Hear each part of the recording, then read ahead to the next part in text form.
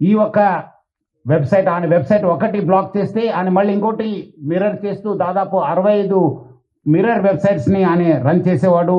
ఆయన ఒక మొత్తం ఆయనని ఇన్వెస్టిగేట్ చేసిన తర్వాత ఆయన దగ్గర ఉన్న హార్డ్ డిస్క్ అంతా రికవర్ చేసిన తర్వాత దాదాపు 21,000 సినిమాస్ ఆయన హార్డ్ డిస్క్లో పెట్టడం జరిగింది.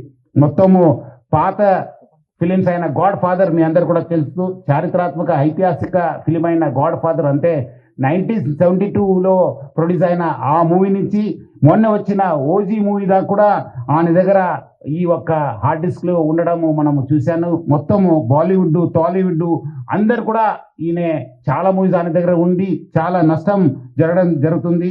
అదేవిధంగా ఆయన ఇప్పటిదాకా ఒక 20 crores సంపాదన చేశారని చెప్పి ఆయన వెల్లడించారు. మనం దాంట్లో 3 కోట్ల రూపాయలు మనము సీజ్ చేయడం జరిగింది. అది ఇంకా మనం ఆయన ఫైనాన్షియల్ డీటెయిల్స్, ఆయన మనీ లాండరింగ్ ప్లస్ ఏం చేశారు, ఎక్కడెక్కడ చేశారు, ఈ ర్యాకెట్లో మొత్తం ఏముందని తెలుసుకోవడానికి ఆయన పోలీస్ కస్టడీ కూడా మనం అడగడం జరిగింది. అది వచ్చిన తర్వాత కూడా ఇంకా మనము ఆయన దగ్గర ఉన్న విషయం పైన మనం రాపట్టుకోవడానికి మా వంతు కృషి చేయడం జరుగుతుంది.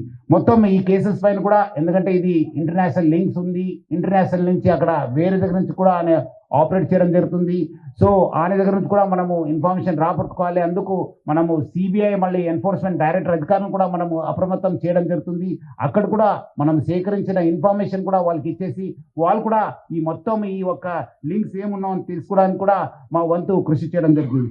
మొత్తం ఆయన దగ్గర ఇప్పుడున్న డాటా దాదాపు 50 లక్షల మంది సబ్స్క్రైబర్స్ డాటా ఆయన దగ్గర ఉంది.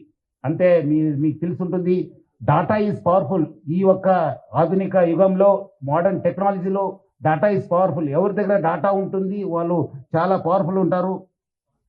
ఆ డాటా ఆయన కలెక్ట్ చేయడంతో ఆయన అన్ని కూడా సైబర్ క్రైమ్స్కి లేదంటే ఏదో ఒక క్రైమ్కి అది గురి అయ్యే అవకాశం ఎక్కువ ఉంది. ఎందుకంటే piracy it self is illegal. ఎందుకంటే పైరసీ అనేది ఇల్లీగల్. ఎవరు కూడా ఈ పైరసీ మూవీస్ ప్రమోట్ చేయడం కానీ చూడడం కానీ కూడా ఇల్లీగల్. సో చాలా మంది ఏదో రకరకాలు అనుకుంటారు, ఏదో మనం చూస్తున్నాను కాదని చెప్పి, బట్ లేదు, వెనక ఒక పెద్ద ర్యాకెట్ ఉందని చెప్పి ప్రజలందరూ కూడా అర్థం చేసుకోవాలి. ఈ అన్ని కూడా మీ డాటా అంతా డార్క్ వెబ్లో లేదంటే ఏదో ఒక వెబ్లో మీకు అవైలబుల్ ఉంటున్నావు. అది సైబర్ క్రిమినల్స్ వాళ్ళు వాడుకోవచ్చు, లేదంటే ఎకనామిక్ ఆఫెండర్స్ యూజ్ చేసుకోవచ్చు, లేదంటే వేరే క్రిమినల్స్ కూడా మీకు ట్రాప్ చేసే అవకాశం ఉందని చెప్పి